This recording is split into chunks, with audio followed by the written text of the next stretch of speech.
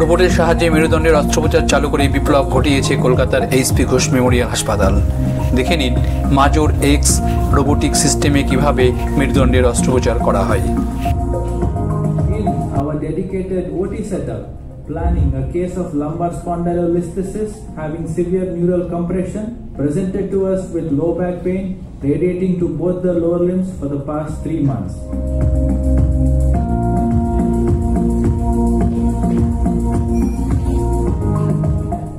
যে কোনো অপারেশনের ক্ষেত্রে সাধারণভাবে আমাদের একটা ধারণা থাকে যে সেই অপারেশনটা কেবলমাত্র কাটা ছেঁড়া সেলাই জোড়াই এসবের মধ্যেই পড়ে, কিন্তু আমরা যেটা ভুলে যাই সেটা হচ্ছে যে এটা সবসময় করা হয় একজন মানুষ যিনি অসুস্থ, কিন্তু তার একটা প্রাণ আছে, তার একটা জীবন আছে এবং তার একটা চেতনা আছে। এই চেতনাটাকে অবলুপ্ত না করে অপারেশন করা সম্ভব হয় না। সেই কারণের জন্যই আমাদের অ্যানাস্থেটিস্টের তাদের প্রয়োজন হয়। সুতরাং this is a team work. একজন সার্জন, একজন অ্যানাস্থেটিস্ট, নিউরাল মনিটরিং, যারা নার্সিং স্টাফ আছেন তারা, যারা ওটিতে টেকনিশিয়ান আছেন তারা, যারা কোর্টে কাজ করছেন, সেই সমস্ত মানুষের যে প্রচেষ্টা, তার ফলে আলটিমেটলি একটা আমরা ভালো অবস্থান দিতে পারি। So you can see here, the O-arm takes the 3D CT spin and the robot maps the area of spine fixation. Then the screw trajectory is planned accurately in computer software, and later the pedicle screws are inserted through the robotic arm using real-time imaging. As you've been seeing for the last few minutes, that a robotic surgery increases the safety of pedicle screw insertion in the spine. As you can see, the O-arm is a very important gadget which helps in registering the data over which the robot firmware works and captures the data, works on it, and on a software-based program shows the surgeon real time how the screws are going. As you understand that the spine has a lot of important structures, and in the vertebrae, the bones have a lot of important structures.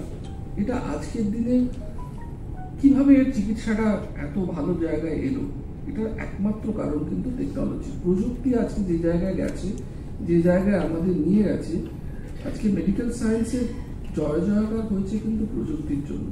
নাড়ি টিপে রোগ ঠিক করা, এক cup চা খাইয়ে রোগ ভালো করার দিন কিন্তু চলে গেছে। আমাদের এখন প্রমাণ ভিত্তিক ডাক্তারি শাস্ত্র চলে এসছে যে সবকিছুর একটা প্রমাণ লাগে। আমি এইটা ডায়াগনোসিস করলাম, আমার মনে হচ্ছে এই জ্বরটা ম্যালেরিয়া, কিন্তু রক্ত পরীক্ষায় সেটা প্রমাণিত না হলে কিন্তু এটা ম্যালেরিয়া প্রমাণ করা যায় না এবং ততক্ষণ পর্যন্ত চিকিৎসা করা যায় না। আপনাদের হয়তো ভীষণ রকম মনে হবে সিদ্ধার অপারেশন বা সিদ্ধার সমস্যা মানে এতগুলো সমস্যা ডাক্তার দেখালেন, সবই তো অপারেশন কেস। একদম ভুল। শতকরা 90% সিদ্ধার সমস্যার অপারেশন দরকার হয় না। Hardly 10% require surgery. এবং এও খুব দরকারি বোঝা যে এই যে এত সিদ্ধার অপারেশন হয়, লোকেদের ধারণা যে লোকেরা বন্দী হয়ে যায়, এটা কিন্তু একদম ঠিক নয়। Less than 10% of spine surgery is risky. ভীষণ রকম নিরাপদ হয়ে গেছে আজকের এই প্রযুক্তির জন্য।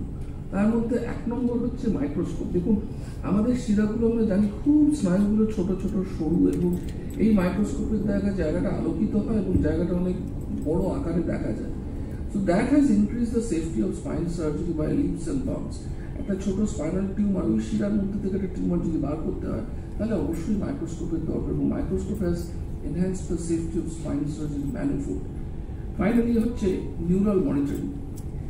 এই নিয়ে আমার 1 মিনিট কথা বলার দরকার, তার কারণ আমাদের এই সংস্থায় প্রথম নিউরাল মনিটরিং পূর্ব ভারতে, কেন ভারতবর্ষের পায়োনিয়ার বললেও চলে। আমরা যখন প্রায় 15 বছর আগে এই মেশিনের ব্যবহার শুরু করি, তখন কিন্তু সারা ভারতবর্ষে 3-4টে জায়গায় ছিল all India institute, CMC Vellore, এই 2-3টে জায়গার বাইরে কিন্তু ছিল না।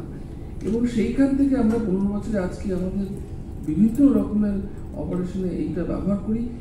এইটার মানেটা হচ্ছে এই যে একটা কম্পিউটার ভিত্তিক যন্ত্র, এতে শিরাটা কাজ করছে কিনা অপারেশনের সময়, লোকটা অজ্ঞান অবস্থায় পঙ্গু হয়ে গেল কিনা, প্যারালাইজড হয়ে গেল কিনা, এইটাই হচ্ছে আসল মেশিন, যেটাতে আমাদের অ্যালার্ম দেয়, এবং এই অ্যালার্মের সাহায্যে আমরা বুঝতে পারি যে আর করা যাবে না, অপারেশনটা এবার বন্ধ করতে হবে। তার কারণ আমরা আগে যখন অপারেশন করতাম, এটা এগিয়ে যেতাম, কখন থামতে হবে আমরা জানতাম না। ডক্টর সারেঙ্গি যখন পেশেন্ট জাগালেন, তখন দেখছি কিন্তু পা নড়ছে না।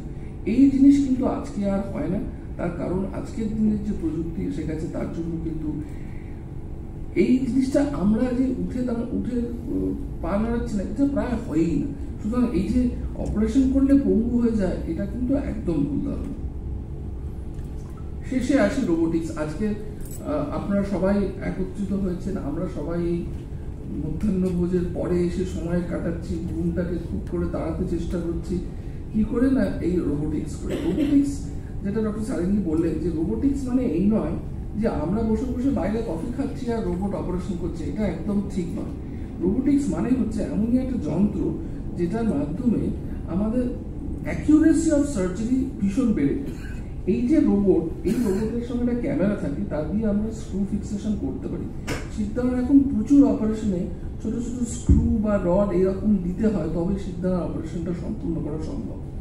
এই যে স্ক্রুগুলো দেওয়া হয় এই হাড়ের মধ্যে, এগুলো কিন্তু একটা খুব অল্প বিস্তর জায়গার মধ্যে দিয়ে খুব অ্যাকিউরেটলি ঢোকাতে হয়। তার কারণ আমরা যদি এইরকম একটা ব্যাটা সিদ্ধান্তের মধ্যে থেকে এরকম একটা স্ক্রু ঢোকাতে চেষ্টা করি, তার মানে এটা বুঝতে পারছেন যে চারপাশে অনেক রকমের ইম্পর্টেন্ট স্ট্রাকচারস আছে। যদি আপনি দেখেন যে স্ক্রুটা যদি এই জায়গা থেকে না গিয়ে বাইরে বেরিয়ে যায়, তাহলে কি কি থাকতে পারে বাইরে। আপনি দেখুন এই সামনে বড় বড় ধমনী আছে, অ্যাওর্টা, ইনফেরিয়র ভেনা কেভা, এইখানে ড্যামেজ হতে পারে। এটা যদি আমরা তলা দিয়ে দিই, এইখান দিয়ে শিরাটা বেরোয়, এই শিরাটা ড্যামেজ হতে পারে।